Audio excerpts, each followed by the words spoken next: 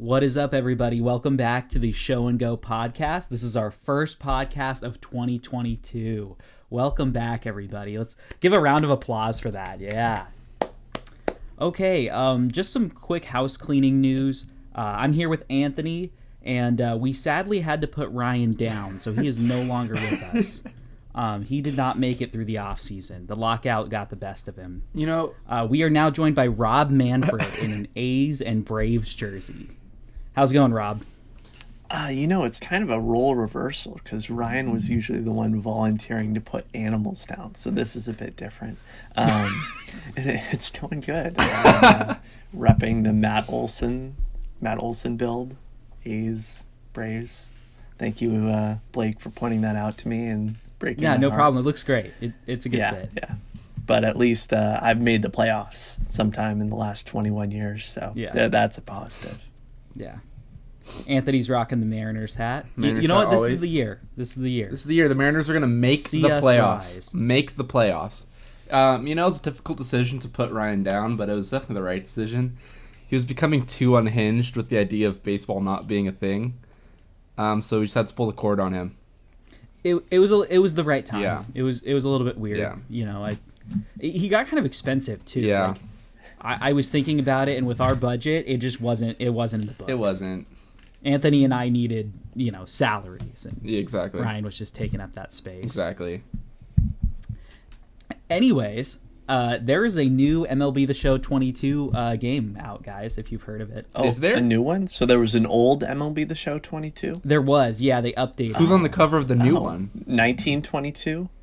Yeah, 1922. They had good old Eddie Saccott on the cover. Yes, yeah, that was who it was, and then Dude. the legend edition was just a It was Abner Doubleday himself on the Legends cover. Dude, Spitballs were so OP that year. I'm so glad they nerfed them since then. well, they would just glitch, man. You could see the spit coming off the ball. It was bad. It was bad. I actually played that game in VR, and man, I had to take a shower afterwards. It was a little too realistic. Well, yeah, you got like the scarlet fever or whatever was going around in 22, right? Yeah. Now it's COVID, but West that's in Nile. this year's game. West Yeah, Nile. West Nile. Okay, anyways. Let's hear everybody's first impressions of MLB The Show 22. I'll let Anthony go first. I mean, we bought the same game for $80, but on a side note, I don't think that's a negative thing. I think MLB 21 was a very good game. Content-wise, obviously, we can't really judge it yet because we're not even a month in, are we? So, content, can't really say much then. I'm not necessarily excited about Randy Johnson being the collections, but I'm also not mad about it. It's just a whatever, but I'm liking the game so far. I'm liking the way the game plays out. You guys know that in past years, I've thrown fits with the way the game plays in the first month, and I've yet to do that this year, so I think that's a positive thing. Only the first month? Only the first month? Yes. More like the entire year. Hey, prove it. Where are the receipts? You're the one begging for Randy Johnson all these I was, years. but I You're didn't want it to be a collection award. Yeah. Okay. I was hoping like an inning program, but as we know, inning programs are a mess, which I'm not a fan of, but I'm not going to complain either. Well, they're gone, Yeah, right? pretty much. Like, just team they affinity scrapped now? them? Yeah. Yeah, I mean, the next featured program is going to be a lot more similar to the old ones. I think they said it's going to be 5 bosses, and we take 2 of them. Okay. Okay, yeah. Well, I don't hate that. Yeah, I don't I guess I'm along the same lines as Anthony. I really don't feel like gameplay is all that different. It really just felt like we reset our team and it's a new baseball season. And I'm kind of okay with that. It's a sports game. Not much is bound to change eventually. Right. I do think that I think the content's a little bit weird. I think there's a few decisions that I don't understand at the moment, like making the first packs for Team Affinity. They're not choice packs. That was a little strange. You get stuck with 3 catchers potentially. Yeah. At the beginning of the year, that would be irritating to say the least. Shout out to Co-op. Shout out to Co-op. I didn't Shout out mention to that. That's Co-op. my Co-op's mistake. amazing. Yes. I yet again I agree with Anthony because Co-op is incredible. It's so fun. I really just enjoy the different pace. I thought it would be boring. Just like the main reason everybody said that Co-op wouldn't work in MLB The Show is because of how boring it would be sitting there while other people are playing. Right. And I love it. I don't mind the break in the pace at all. It's so fun to like talk crap to all your friends while they're hitting and, you know, making a stupid play in the outfield because you were on your phone while your friend was pitching. Like, it's a good time. I'm really impressed with that. Co-op produced my favorite moment of the year so far. It was last night, and Anthony and I were playing co-op, and it was these guys who weren't great on the. They didn't pick us off at all. I took a 4-step lead at one point, and then we picked them off 3 times? 3 or 4 times. Yeah. Anyway, so I struck him out. They had a runner on second, and I struck out the guy who was hitting, and there were 2 outs. And I knew that the guy on second was going to run to third because it was the ball in the dirt. And so instead of just throwing it to first, I run with the catcher towards second base. He does the animation where he automatically slides back, and then he pressed third before that. So obviously he gets up and goes to third, but then he hit back to second pretty much immediately. So he went like 4 feet off the base, but I was able to tag him with my catcher running all that way. And we were just dying laughing. So thank you, Co-op. I would love to see a clip of that. That sounds hilarious. I also think the one thing other than like server stability with Co-op is if there was rewards, that would be pretty cool. Not even like, I don't even know if a co-op program is necessary. That seems like a lot, but just something that like gives you incentive to win the game. I think it's pretty easy to want to quit out of those games because they're all 9 innings and there's no consequence there. So I think it would be cool if there was like after a certain amount of wins you get, you know, a pack or something like that. But again, co-op's great. Going back to the content though, it is a little bit weird that for the second year in a row, we're going less programs. Maybe because they added another console, which is even more new eyes on the game, which is great. So maybe they're trying to simplify it, which is totally fine. I get it. I just think that first week or two, I was kind of sitting there twiddling my thumbs, like, well, I can't play ranked. Don't really know what to do for the face of the franchise program. Like, I think I just played BR for a while, so. It's taking a little bit of time to get used to. I'll admit that, but I'm happy with it overall. Ryan, what are your thoughts on the same path?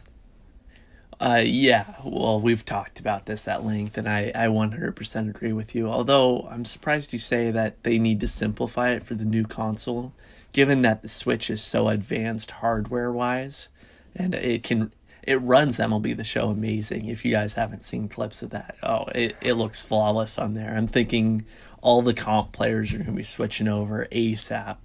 But yeah, pretty much it sucks that we're getting less programs, but the quality is still there. I don't really have a problem with it. I actually I found March to October to be pretty fun this year. There's some good updates and just more depth to the game overall. I've realized, like, gameplay wise, there's a lot more animations, especially like after the swing and sliding animations and like diving. I've made a few diving plays the last few days that I just don't recognize those animations from past years, which is really nice. And something I've noticed that I haven't heard anybody say is a lot of swings feel better. Like, they don't feel as bad. Like Stanton, Johnny Bench, Mike Schmidt, these guys who have terrible swings in the past, they don't seem as bad this year. But that's just my personal take on it. No, that's a good point, because I think they took note of that last year. I noticed guys like Mookie and Jackie that I never would have used previously. Now that they had big 99s that were like popular, Their swings were definitely fixed and way easier to hit with.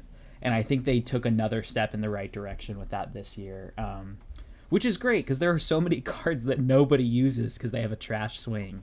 And there's not much you can do other than change the swing. It's not like the demand isn't there. Like, I think you mentioned Mike Schmidt. Like, in the past, nobody uses Mike Schmidt. But it's a great card. Good defense, great power. Like, you can't go wrong with it except the swing. So I think that's Gary a really Carter. good point. Gary Carter's another yeah. one. I've heard buzz about him this year being one of the best catchers, and you would never hear that in prior years. Nope, not at all. No. Another thing about this year that I was talking to Ryan about the other day, they've lost a lot of legends this year. Yeah. I have the list in front of me if you want me to go over it. Yeah, let's do it. Right. Let's go through, rate it 1 to 10 on how much it hurts having them lost. Okay. George Foster. 2. Yeah. Yeah. 0. Frank Tanana. 0. 3. I'd say 3. He's nice in BR. Mike Hampton. This is a 4 for me. Good hitting pitchers. It feels like it's more fun if you're not going to have the DH. At least have a pitcher who can hit, like Ohtani, Hampton, Rick Ankiel when he was in that game that one year. But yeah. Fred McGriff. 5. 6. Will Clark. 5. 4. Mike Scott. 0. 4. I don't know. El Duque. 3. It's fun to use at times, but yeah. Yeah, you know, that one I think there was a little bit. It could have been more fun, or it could have been a fun card to have. I'll say 3. Roberto Alomar. 0. 0. I loved Roberto Alomar in MLB 19. That was my end game second baseman the entire year. He's a from the good third inning MLB The program. Show player. Leave it at that. Yep. Kirby Puckett after 1 year in the game. Oh, 8. yeah, 8. Yeah, like That's disappointing. Andrew Jones. 8. Another 8. 8. Yeah. Cliff Floyd. 5. 4. Yeah. Dan Plesac. 5. 6. There's not a lot of reliever legends. Yeah. Did I say Jack Morris yet? No. Jack Morris. 0. 0. John Olerud. 6. I like 6, yeah. Dollarwood. I did too. 0. Ryan's gonna like this one. Ryan Klesko. I raked with him in BR. Braves legend, by the way. The 4. Yeah, 0. Tino Martinez. 0. 2. All right, here's the big one. Pee Wee Reese. 10. 10. Easy 10. 10. His best 10. pitcher. Best pitcher. That's the list. That's all on the list for here. But yeah, Well, and it's a we lot also- of legends that are lost. And we also lost last year. What was it? Ted Williams, Honus Wagner, and Ty Cobb. Rogers Hornsby. Yeah, four yeah. different legends from like old eras that people actually liked using. That's tough. Yeah, Ryan raked with Ty Cobb, and I loved Rogers Hornsby. Hornsby was good. I really liked Ted Williams, even though his defense wasn't great. But I You liked did his not swing like as a Ted Red Williams. Sox You fan. spent like You sucked with Ted 300K Williams. on him every year, and you never used him. He was just on the bench, and you didn't. It was a You subtle didn't even flex. use him off the bench. He collected dust. He did. He It's did. like He's- those sneakerheads that buy $500 shoes just to put in a box in their closet. Yep, Yeah. that's exactly. That's Blake with Ted Williams. It's the 100. baseball card that you think you want, you buy it, and you never look at it again. But hey, I had it, you know, and I had that option, and now I don't. Yeah, that's another place, like, kind of similar to content-wise. Like, I understand there's a limited pool of legends that you can have each year, and I'm assuming they have a limited budget.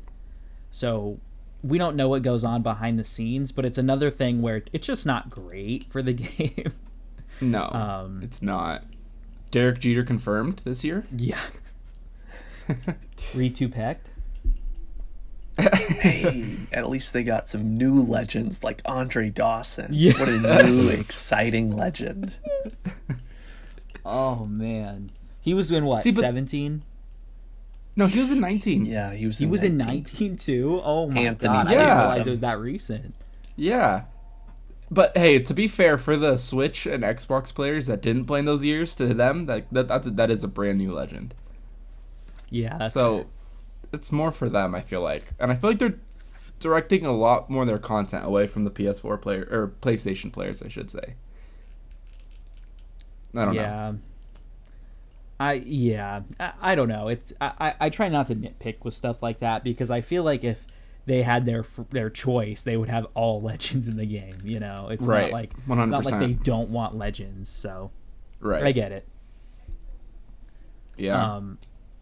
Let's move more into gameplay. I don't know if you guys have noticed this, but there's a cycle that follows every MLB The Show, and this often happens with other games that release yearly. It's great the first week. People start to notice flaws. They get tired of it. They complain. And then in a couple of months, you know, people are over it. And then by the end of the year, people are already talking about how bad it is and they're looking towards next year. That happens like Yeah. all the time with yearly releases. Yeah, 100%. And I don't know. I've grown out of that complaining stage, honestly. I just want to enjoy the game. I paid money for it. Complaining isn't going to fix it. Yeah. If they want to fix it, they can fix it. So just enjoy the good parts of the game that there are. I don't know. Maybe there are flaws in this game, like comparable to last year's, but I'm not seeing it because I'm just in the mindset that I'm just going to enjoy the game and enjoy the game that I paid for. So I don't know. There is that stage every year I've noticed, and I'm personally just not seeing it this year just because I'm having fun playing it. Whether the content is just as good, gameplay is just as good, which honestly, gameplay is probably, there's things here and there that are better and or worse every single year. It's, do you want to choose to be that person to complain? No, I totally agree. It's a big mindset thing when it comes to stuff like this. Like, you just need to find the stuff you enjoy, and I mean, complaining, I guess, can work if it's constructive criticism. Like if a developer can look at it and say, okay, that is a thoughtful way to improve the game.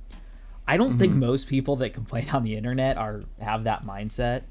MLB The Show, fix your fucking servers. MLB The Show, make my perfect leave. So like they weren't aware. Take out the guy with the white shirt in City Field. Yeah, with all the posts about Jackie Robinson yesterday, and then people are just complaining about the game underneath them, that gets old real quick, honestly. Yeah. There's so many cool things that MLB The Show does every year, and just getting them, you know, torn down by negative posts in the comments is so tiring after a while. And here's another gripe I have, and I hate to say that I don't like people complaining because I know a lot of them are coming from a good place, but when it comes to hitting, guys, let's just can we stop with the whole it doesn't feel rewarding thing? I mean, it's been like that every single year of Diamond Dynasty. I mean, the only exception might be MLB The Show 16, and that was, the second year of Diamond Dynasty ever happening. So it's quite old. It's quite dated. And people still were talking about how good those games were. And I'm like, there are so many things that have improved over the years. And I understand, like, there are a lot of good timed outs right now. And it frustrates me, too. I'll complain about it on stream. But at the end of the day, that's baseball. I think that's not even what I'm trying to say. I guess I just mean that, like, can we get over it? Like, clearly I agree. Clearly they're at a spot where they feel it's comfortable. Like, they are definitely not concerned about us being rewarded on hits at this point. So let's just be okay with that. I don't know. It sucks sometimes when you get a perfect out, but you're going to get jammed hits too. Like, it's going to happen. And obviously it sucks. Obviously it's frustrating, but I just don't think that after, I mean, these complaints have been happening since 17. I know Ryan remembers, like, the just late, be great, like, oh, we're not rewarding, good timed hits. And then 18 was pretty bad on that. It did kind of kill the game. But then they added home run or bust. Yeah. Then they added 19s hitting, then perfect, and we've gotten better. And I think that this year I have been experiencing a lot of lineouts, but it's the same thing every year, guys. It happens. Let's move on. Like, literally, yeah. I think if you have questions or doubts about that, just go into standings and look at your stats for the year and say, is that a realistic baseline? And they're trying to create a balance between hitting and pitching. And sometimes hitting gets a little bit easier for some people and they hit like 450, and that's just not realistic. If you hit, like, if every perfect was a hit, people would hit near 400 overall, I would say. Yeah. Which isn't what they want, you know? If anything, it would be more too, because you get hits on things that aren't perfect as well. Yep.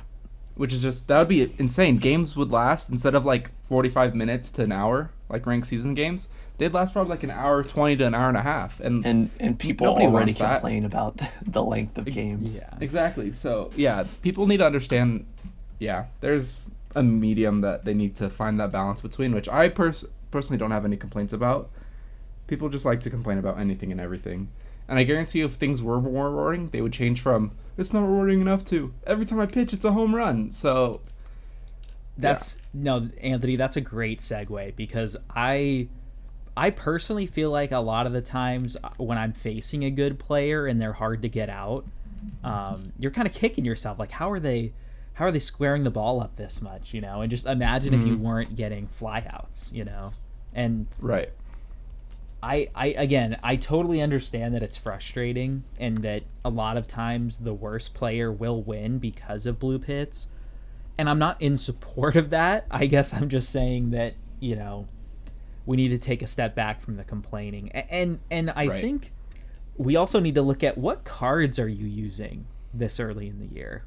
Like, unless you have the collections done, right, most of these cards are not like elite hitters. End game cards. Yeah. Not at this stage in the year. There's a few face of the franchise that are pretty good, like Trout, Crone. I mean, those guys should probably be against their best, against a pitcher of that handedness.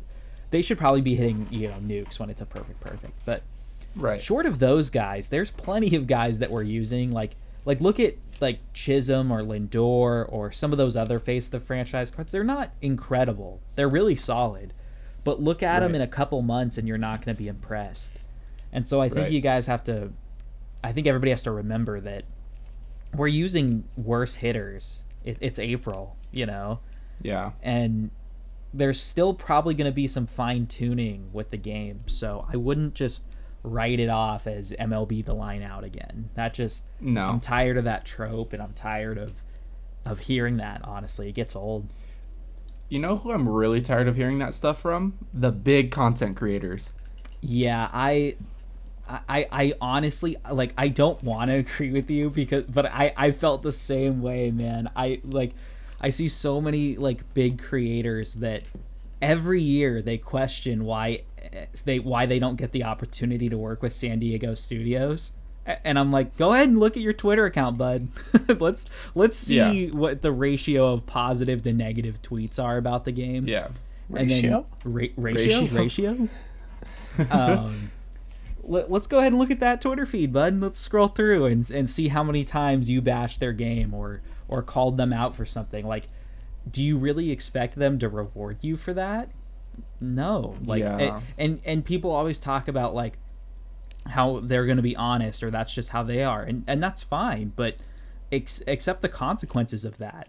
Don't complain about how you never get rewarded for complaining, and if you really want what's best for the game, then complain directly to San Diego studios. A lot of them have contact information with developers, at least, or even at least they'll get a response on Twitter, and then and that way you'll be Right. respectful because you're directly talking to a human being, and you can say, Right. hey, I really think this would make the game better, or I really think this is holding the game back, and I don't see that. Right. I just see tons of content creators complaining on the timeline, and then, like Anthony said, that influences all the other Twitter users to put all their negativity into Twitter and Facebook. And I totally agree, man. I'm so over that. And back to our discussion, I totally agree, Anthony, and I think it's kind of hard to watch at this stage of MLB The Show. Like,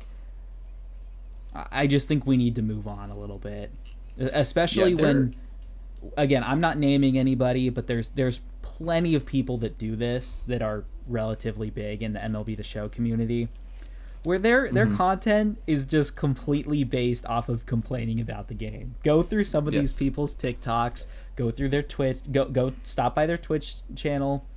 It's gonna be all complaining, all like, guys, what is this? What? Like, I used to cycle through about probably like 6, 7, 8 content creators that I would every now and then watch a video of theirs, and now it's just narrowed down to 1 or 2. And there's a reason for that. The 1 or 2, they don't complain about the game, and when they do, you can tell it's clearly satire. Ryan knows exactly who I'm talking about. He'll complain, but he doesn't make it a mentality to hate the game like the other guys do. And there's a reason why, and that's the reason why I've stopped watching them, because I don't want to watch just negativity about a game that I paid $80 for. So yeah, there's so many times where I'm bored, right? Or I'm doing something and I just want something on in the background. I'm like, let me throw on an MLB The Show Twitch stream.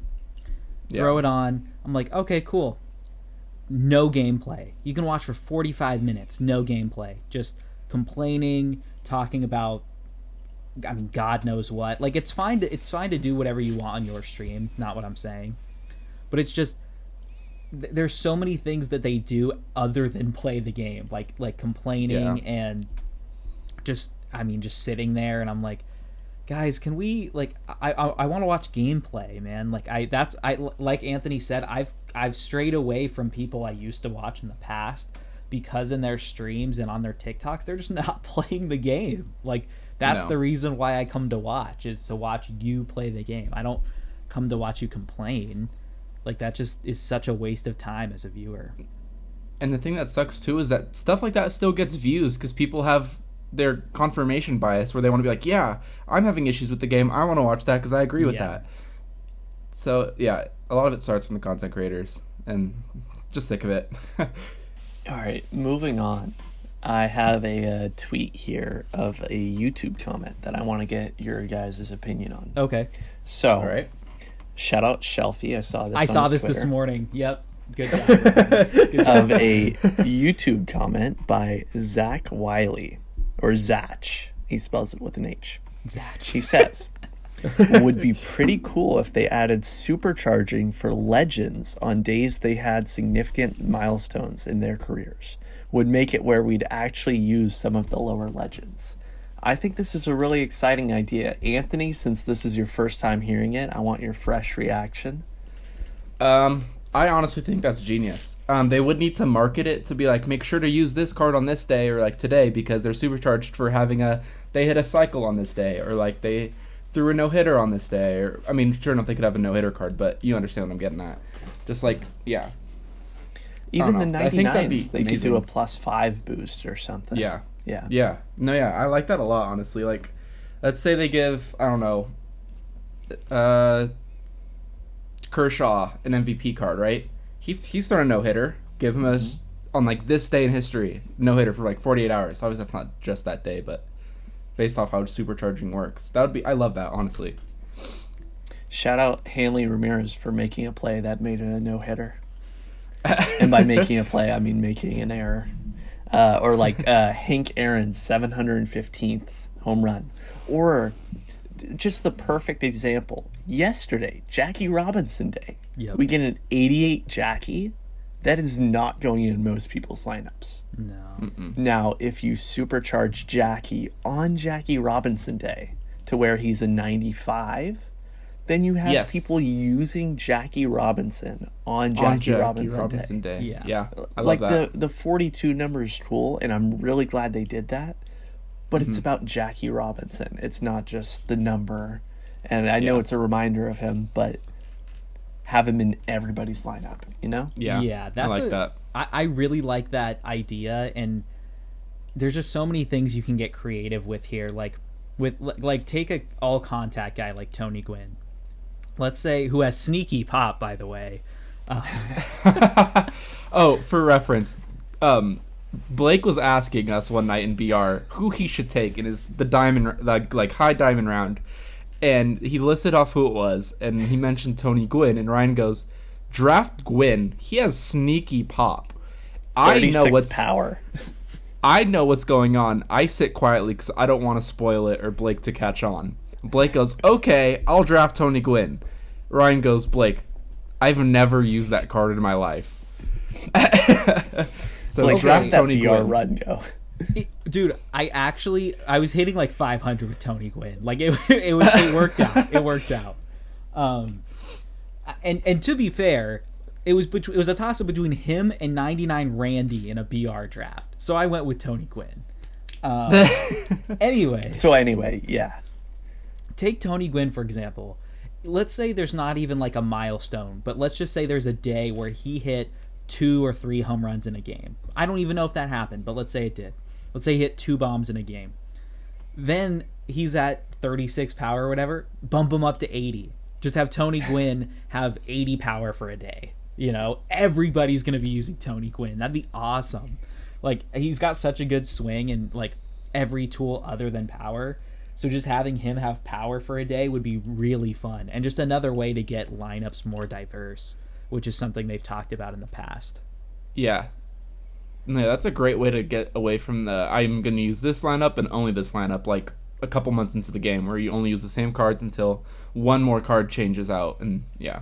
So I think that'd be a great way to fix the lack of diversity in people's lineups. So not only that, but it also changes your lineup over time to where you're checking the MLB The Show Twitter every day. Oh, this guy's supercharged. I'm going to throw him in my lineup. Play a ranked game. Why not? I'm excited to use this card for this one day because it's going to change the next day and I'll change my lineup back, you know? Right. No, yeah, 100%. Because imagine, Ryan, I know you would be ecstatic over a supercharged Luis Aparicio. Since they keep bringing him back every year. But no, yeah, I think that'd be such a dope change, honestly, to the game. Get those cards like Luis Aparicio, for example, if you're a White Sox fan at least, and you want to just do like a team build for White Sox players, but you're like, Luis Aparicio kind of sucks. Oh, wait, he's supercharged and has more than 2 power today. Actually, you just gave me another addition to the supercharge idea we're running with. Let's just say the White Sox won the World Series, this year. Choose a day, an eventful day from that season. The whole team is supercharged. All live series guys supercharged. That would be fun. Sick. Then you just see a bunch of that people would be fun. Like I'm trying to think. This wouldn't work. Like because Jackie Robinson Day and the Patriots Day were on the same. Wait, are they on the same? No, that was the home opener. The Patriots Day for the Red Sox Patriots Day game is on Monday. I believe that's Spit correct. It out. Anyways, let me redo my point here. I was trying to keep track of what days. David Ortiz gets supercharged whenever the Boston Marathon is going on. Yeah. Yes. Like quite literally. No. That was actually like on Patriots Day, the Red Sox get supercharged. On like a day that's significant to the team, they get supercharged. You know. See, I hate that. That's a good idea. With 9/11, Mike Piazza gets supercharged. What? I mean, no, yeah, he did. Yeah. No, honestly, I am not disagreeing. I'm not. Okay, changing topics.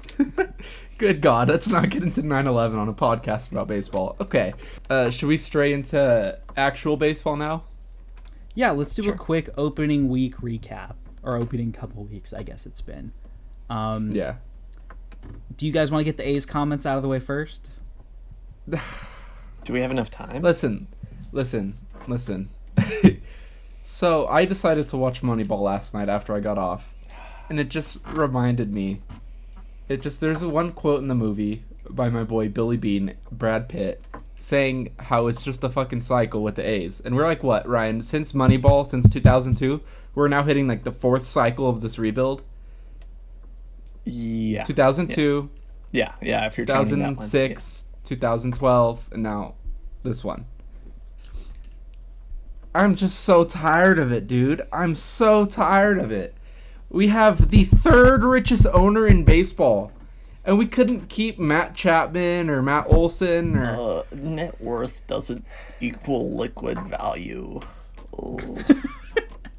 Tired of David Cavall, tired of John Fisher, sell the team to Jose Canseco, build the new stadium, and re-sign these players.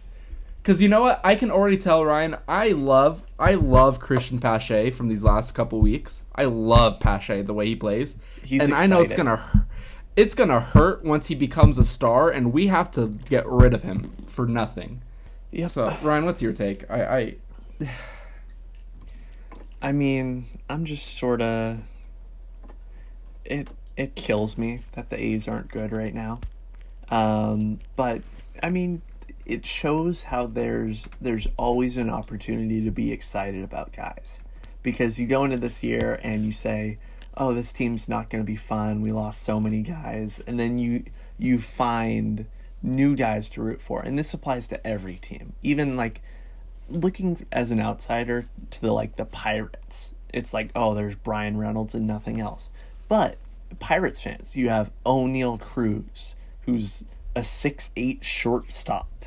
You know, how do you not get excited over that? Yoshitomo Tsutsugo is a lot of fun. He swings very hard. Brian Hayes. Brian Hayes. He's the next Arenado, next Matt Chapman even.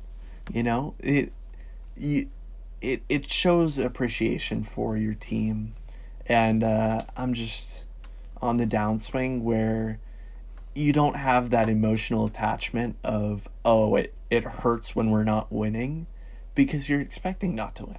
It makes the winning feel even better. Right. So yeah. That's very true. Expectations for a season always change how you feel about it. If you're a bad team that has an average season, you're feeling good about it. If you're a good team that has a bad season, it hurts so much worse. Yeah. I think this season's... Oh, sorry. Go ahead. Okay. Look at the seasons of the Mariners and the A's last year. The Mariners finished a game out of the playoffs, and the excitement in that stadium was palpable. It was hearing the announcers, they were living and dying with the team. But the A's, they had expectations to go to the playoffs, at least within the clubhouse and within the city, and we sort of missed out by like 5 games, I want to say. And it was just all the excitement died that last month. So yeah. Go ahead, Blake. I was just going to change directions a little bit, and I think this season just... I don't know if it's because of the lockout. I honestly think it is. You know, I renewed my MLB TV subscription. I'm, like, having baseball on in the background, like, even if the Red Sox aren't playing, and it's just such a good feeling to have that back, you know. I feel like the lockout really made us appreciate the time we get having baseball on, you know, and it really forced us to... I 1000% agree. Yeah. 1000% agree. And it's just exciting again, which is maybe why the owners weren't worried about losing games, but whatever. It's great to have baseball back. There's a lot of exciting things going on. There's a lot of good teams. Like, obviously there's a few bad teams, but with the new playoff system, with the way the league's shaped right now, we're going to have a really interesting second half of the season, and like September is going to be crazy. I really think September is usually, to me, kind of boring if your team's in or out of the playoffs. The only people that really care are the fringe teams. And since there's going to be a bunch of fringe teams this year, that's going to be a really fun September. Right. September always feels like it just drags on until the playoffs finally begin. So hopefully that kind of gets rid of that and keeps that excitement for those teams no matter where you are in the standings. Even the division winners have to play for the bye, right? They have that to play for. Yes, I think so. Do they? Is that not the new playoff format? I think so. Yeah. Yeah, because That sounds there's right an to me. odd number of playoff games. So Yes. the first seed gets the bye. Oh, So they have that to I play see. for. I see. Okay. Yeah. Yeah. No, you're correct. Yeah. Yeah. Oh, another random weird thing that just made me think of that. Now that there's no tiebreaker game 163, it's run differential now, correct? I did not hear that. There is didn't hear that no either. game 163 anymore. It is what I heard was that the tiebreaker format is now changed and they use statistics like run differential, stuff like that. Tell me why we have unwritten rules still where you can't bunt for a single while you're up 6 or whatever. Score as many runs as possible, because if it comes down honestly. to a tiebreaker, you want those runs back. You're going to be real mad you didn't swing at that 3-0 heater down the middle. Ryan, maybe look that up Don't just say to that make too sure loud, I'm Blake. not misspeaking, but I'm like 90% sure Okay. that's how Okay. it is. I remember no, the like- tiebreaker is a few different things, but I'm pretty sure there's no 163 now. It's just a tiebreaker. Yeah, Blake, be careful about unwritten rules. Tony La Russa may be coming for your head. Oh god. But that's a great segue into I cannot stand unwritten rules, if I'm going to be honest. I'm Yeah. over them. 3-0, fucking swing. You're supposed to just get out or just, like, not try just because your team's kicking their ass. If you don't want to get your fucking shit rammed, play better. If you don't want them to bunt, defend the bunt, like Gabe Kapler said. It's such a terrible rule. Unwritten rules are L to baseball, honestly. I'm sorry, Blake. No, that is not accurate. I It's looked not? it up. John Morosi confirmed that is not the truth. Yes. So was that something they were just talking about? It was an inaccurate report that was leaked. I don't know if it was... Yeah. Okay. Nice journalism, Blake. Well, honestly, I think I just was confused with other people. I saw other people talking about it, and I was like, oh, okay, that I remember them talking about it. Well, you could just Right. cut that whole part out then. The tiebreakers are determined by head-to-head record, intra-division record, inter-division record, last half of intra-league games, and then last half of intra-league games plus one. Wait, And so is there continuing until a the game ties 163 or? No, it Seems will like not. no, yeah. It will not Oh, okay. be So I played was anymore. right. The tiebreaker's Yeah. just wrong. Yes. Yeah. Oh, okay. Well, then still delete that. But okay. No, leave it in. I Leave it see. in. I see the confusion now. Leave Yeah. it in. Ryan, you were doing research. What are your thoughts on unwritten rules of baseball? I really liked what Gabe Kapler had to say, where he's just teaching his guys to win. And people had a problem with who was it? Duggar bunting. Mauricio Dubon. Dubon was the bunting. Yeah, Duggar stole a base earlier in the game. Dubon bunted, and I have no problem with that because I was watching MLB Network, and they have a lot of bad takes, but they have some good takes. One example was, I think it was Harold Reynolds said, well, I'm not allowed to bunt. Are pitchers not allowed to throw off-speed pitches? You know? Yeah. Yeah. Are you trying to not allow runs anymore? Are we Yeah. giving up? And that led to a couple interesting discussions. One of them was a white flag rule where teams can just quit the game, forfeit the game, which I don't think would ever really happen. I don't think so either. No. Also, to build off that, I'm sick of fucking teams when they're getting their shit ran, putting in position players. Does it make for that was fun another baseball? discussion. Baseball, sure. Like when Brett Phillips dove after running like 80 feet for a foul ball, that was amazing. I love Brett Phillips. He's good for the game. But you have 11 guys in the bullpen. Get their work in a real game situation. I don't care you're losing by 6 or 7 in the 8th inning. Let them get their work in. You're paying them. Let them, I don't know. No, I'm not articulating it well, but let them get their actual real-time game situation working. It's very frustrating to me as a pitcher to see that. It's hypocritical to say that, trying at the end of the game disrespects the game. Like, not trying just disrespects it just as much, if not more. Yes, definitely more. It's terrible. Yeah.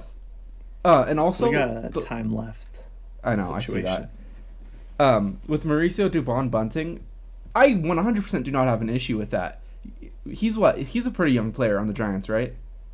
26, 27. Oh, okay, so not that young, but still, like, bunting is something that's not the most, you're not going to do that every at bat, but something that you work on in practice and shit. Why not get it work and bunting in games where it's like, it's not really going to hurt you if you get it down or not?